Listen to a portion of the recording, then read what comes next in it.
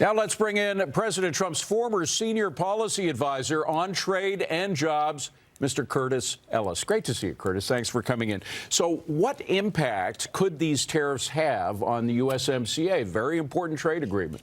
Well, it would certainly throw a cat in among the pigeons there with the USMCA. The president is not afraid to take unilateral action to defend America's interests. Look, he made this great deal with USMCA. He promised everybody, I will renegotiate NAFTA, which has been a complete disaster for the auto industry, Michigan, Pennsylvania, the places that used to have strong auto industry. It all went to Mexico. As he said on the campaign trail, used to be cars were made in Flint and you couldn't drink the water in Mexico. Now cars are made in Mexico and you can't drink the water in Flint. Forgive me, Curtis. Let's just listen to the president. He's speaking now.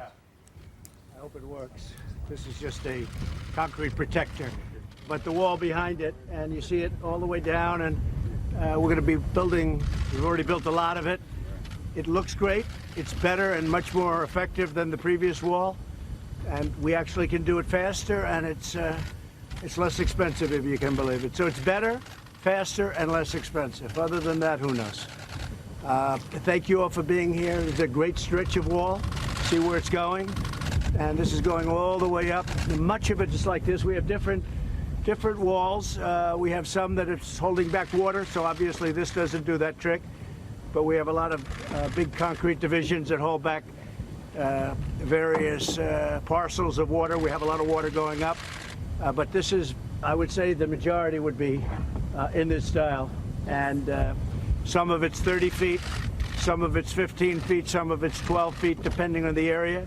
Much of it's reinforced heavily and very, very hard to climb. If you want to climb that, it's pretty sharp up on top, too.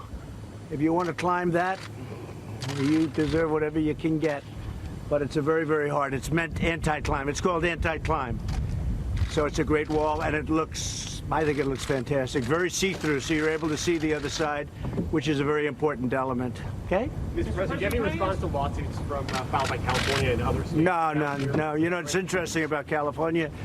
They're begging me for the wall in San Diego. You know that, because the people were pouring through in San Diego, going over the front lawns, going into people's houses. So they want the wall done in San Diego. And we did it, and then you hear they don't want the wall. They want the wall. If you ever took it down, they wanted that one so badly, and we did it. We did a great job. We stopped everybody, actually everybody from coming over. It was a tremendous success, but California is always the first one to complain. And I don't mean the people of California. They're fantastic. I'm talking about the politicians in California. They complain. When their forests go up, they complain. They got to take care of their forests a lot better. But when the wall, they want the wall in San Diego, but then they're always the first one. So they were the first one to pull the National Guard, and they need the National Guard, especially in California. So we're very proud of this. As you know, this area is an area that a lot of people used to come through, and since we've had it up, Kevin, I think not one person's been able to get through. These people can speak to it better. Come on over here. You guys are my friends. Come on over here. Say hello to the fake news, fellas. Fake news. Some of us are okay. Mr. President, this morning when you spoke of your ICE nominee and his withdrawal, yeah. you spoke about going into tough. No, we're going to see what happens. We want to have people. We want to have everything just perfecto. We'll see what happens. But we may be going. We may be going in a different. You'll be seeing very soon. We may be going in a different direction. If anybody wants to speak up about this, so we just got this up, and I'd like you to, Gloria, if you would, Gloria. Maybe you'll say a few words. Thank you, Mr. President. You know, as the chief here in El Centro, we're very appreciative of this wall. These men and women out here in this area of 2 miles were experiencing a high number of assaults and use of force incidents. This was prior to this wall being built. This is a 30-foot border wall that are pillar bollards, and you can see through it. For us, it's a huge advantage to see what's on the other side, because before, with the old landing mat, we could not see the adversary. We couldn't see the threat that was on that side. We would get rocked constantly. We would get items thrown at us every day. With this 30-foot wall, we haven't had those type of incidents. Just here in these 2 miles, our assaults have dropped by 65%. Just in this area. That's very important to me as a chief, because I don't want our agents hurt. I want them out here protecting the country and doing their job. In these 2 miles, just illegal entries alone have dropped by 75% just in this area.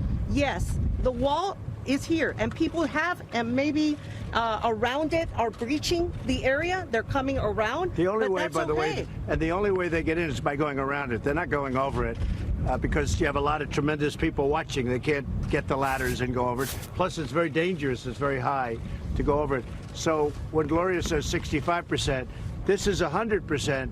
But when they go down further, but we're going further and further out. Every day we're building more wall, and we're going further and further, and you'll be at 99.9, I predict. Well, we will, and we have about 11 miles, Mr. President. Thank you for that. Construction starts with this type of wall in June of this year. Good, it's going condition. Yep, Yeah. it will be. And sir, we have some of our sheriffs here. Good, Our please. fabulous partners. That we're Sheriffs, so very come on over thankful here. for. Central casting, you can't cast No, it. What do you have? they're You don't have anybody in Hollywood that looks like these guys. I'm a sheriff from the Central Valley of California, and I have 3 other Central Valley sheriffs. We feel this impact from 400 miles away. Each of us have experienced heinous crimes that are committed by people in our country illegally. And I just want to take this opportunity to thank this president for doing the right thing and standing up for law enforcement in this country. It is greatly appreciated, Thank you, and I Sheriff. just want you to know that. We're with you. Hi, Hi, Congressman. Sheriff. How are you? Good. You got a good one. How are you? He got a good one. I'm Sheriff Donnie Youngblood, Kern County. There's a great group of people.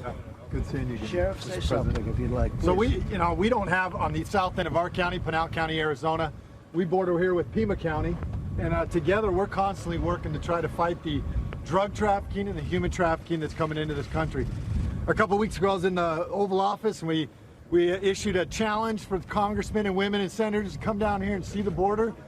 I appreciate our president leading by example and coming down here. You can see the benefits of the wall, and hopefully, as we progress with this, we'll start to see those effects in our county as well, because we're fighting this every day, the human trafficking and the drug trafficking. And I know Sheriff Napier out of Pima County can talk a little bit more about that.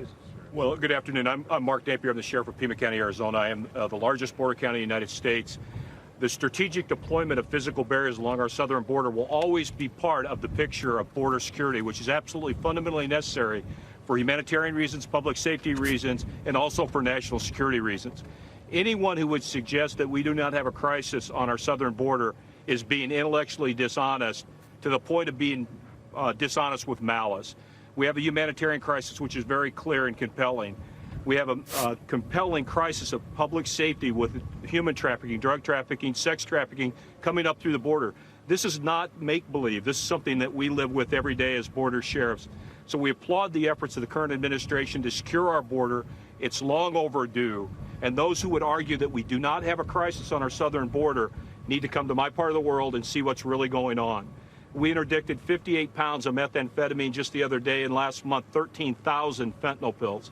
My deputies recover about 100 bodies a year in the deserts of Pima County, Arizona. So please do not tell me this is not a public safety crisis, not a humanitarian crisis, and not a national security concern. So this is a very serious issue, and it's time our government got serious about it. Thank you.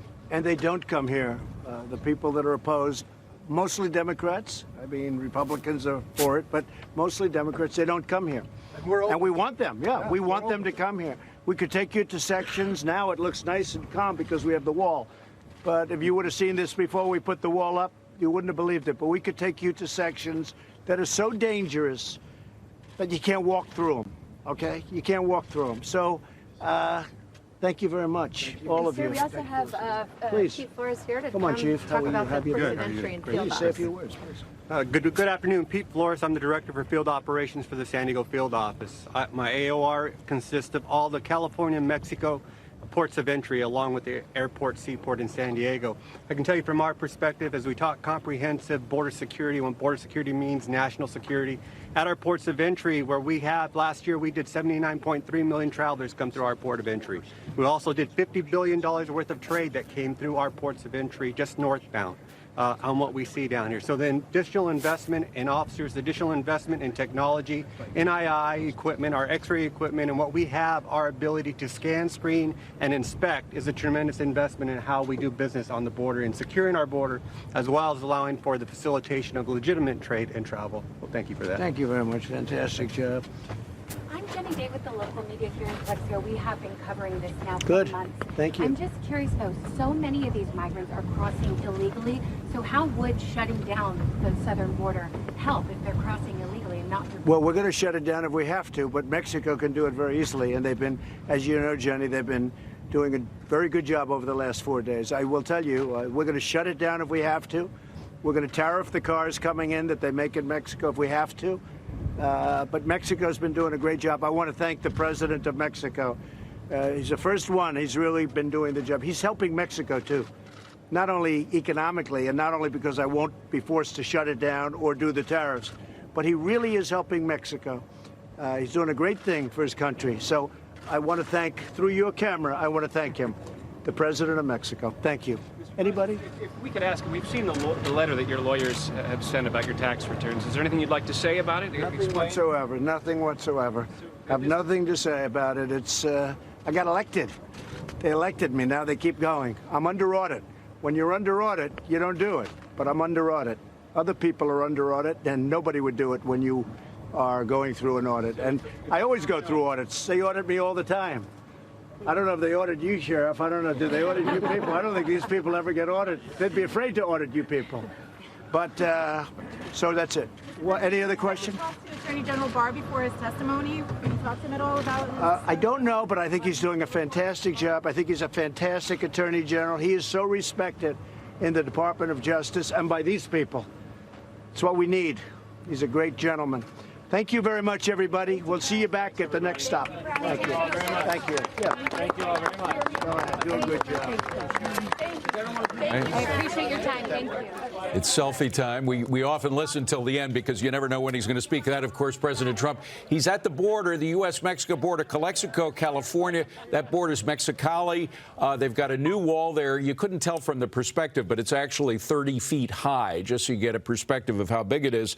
He was saying there that not only has it decreased dramatically the number of illegals pouring over the border there, which had been very porous, but also there have been home invasions and incidents like that. You had ICE officials, patrol agents, even local police talking about how some of the illegal entries had fallen by 70% as a result of what they say is a result of the wall. We have with us in studio Curtis Ellis. He was a senior policy advisor on trade. And, of course, the president was really very demonstratively friendly to the president of Mexico, who's a left-winger. A lot of people didn't think he'd be very helpful to this president, but he said that this president has helped him a lot in cutting back on the Central Americans going through Mexico on their way to the border.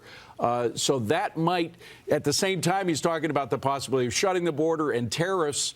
It's kind of an odd place to be with Mexico right now, with the trade deal sort of hanging in the balance. That's right. Well, the same way President Trump surgically targeted the tariffs against China to their key industries that would cause the most pain, the auto industry is key for Mexico. And threatening tariffs against the auto industry is a real leverage point, a pressure point where you can get some response. Do you think, forgive me for interrupting, but do you think that is why the Mexican president is being so helpful right now, is because he was concerned about this? Definitely, that is part of it. They want the new NAFTA agreement as much as President Trump and our people in America want it. Mexico did not do well under NAFTA. A few of the elites did. The people who own the auto parts plants did, but the Mexican people as a whole were hammered, and AMLO knows that. The president of Mexico, the populist leader of Mexico, understands that. And so they want a new NAFTA as well. This would derail it if they don't crack down on the immigration transshipment, if you will.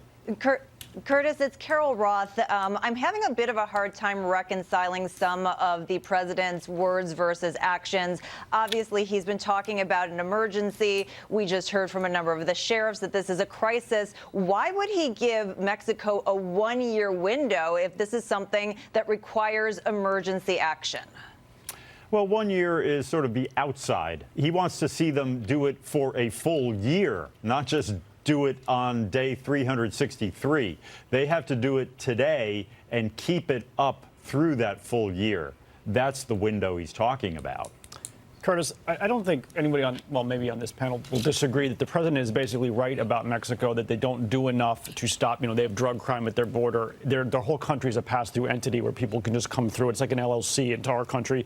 They don't, they're not helping the immigration problem. They actually need to pay for some of the wall. But the way you just brought up the car tariff, that's our auto industry. Like, they went down there to avoid regulations, a bunch of costs of being in business in America. They're going down there to save money. Right. And putting tariffs on it, if it's not explicitly to adjust for that, if it's just to say, well, we're punishing Mexico, it's not the Mexican car industry. Like, how is this going to get to point B where they're helping us stop this problem, which is largely their problem, but they're outsourcing it to us, essentially. Right. How do we fix that with tariffs on the auto industry? Well, as the president said, if you put a 25% tariff on automobiles made in Mexico, that industry is going to come right back to Michigan. It used to be in Flint, as he said. We used to make cars in Flint, and you couldn't drink the water in Mexico. Now they're made in Mexico, and you can't drink the water in Flint. You start putting that 25% tariff on, it's as if they had all the expenses of being in Michigan. Well, you might as well be in Michigan. So that will put pressure on the Mexican government because they don't want to lose that industrial base, that tax base that they have. So you get Hi, Curtis. This is Adam Lashinsky with Fortune Magazine in San Francisco. So if I understand correctly from David, you were helpful in negotiating the new NAFTA bill. So the new NAFTA treaty. So we've negotiated a treaty. It hasn't been ratified by Congress yet.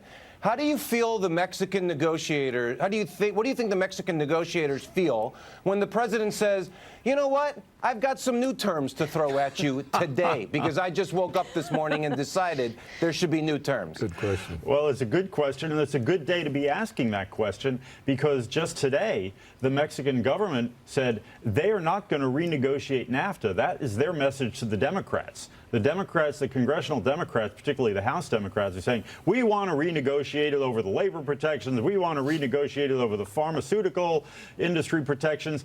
And they've got to reopen and renegotiate the whole thing. The Mexicans said, no, thanks. This is it. You're going to take it or leave it the way it is. So they're definitely going to respond when President Trump says, you better do something about this border, or else Curtis, we're you're not going to answering now my change question. the whole thing. You're not answering my question. Why would anybody negotiate with President Trump when he's going to renegotiate it when he feels like it? We have a deal. Well, we do have a deal, and apparently they did negotiate with President Trump because we have a deal. What we're talking about, and I think what you're hitting on here, is the president is not afraid to take unilateral action to defend America's interests. Every previous administrations acted like these negotiations were like talking to Mother Teresa, and they came in as if they were Mother Teresa, and across the table you had pit bulls. President Trump is acting like a pit bull. He wants to make sure we get the best deal for America. There's no point in having a U.S.-Mexico trade agreement if we don't have a country anymore. And if we don't have a border, we don't have a country. Curtis, I want to go back to, it's Gary Smith here. I want to go back to a point that Jonas was making. I'm not sure, per studies that I've seen, that the tariffs are going to help the auto industry, basically because it's very few cars that are made entirely in Mexico. You know, the Center for Automotive Research has said auto sales will actually there will be about 400,000 auto jobs lost. You're going to increase the price of cars almost $3,000, and light vehicle sales will go down. So this is the total sum effect of these tariffs on the auto industry. It's not going to help the auto industry. It's going to be detrimental to the auto industry. I understand the wall from an keeping out illegals perspective, and I agree with it. But economically, haven't you seen it just does not make sense at all?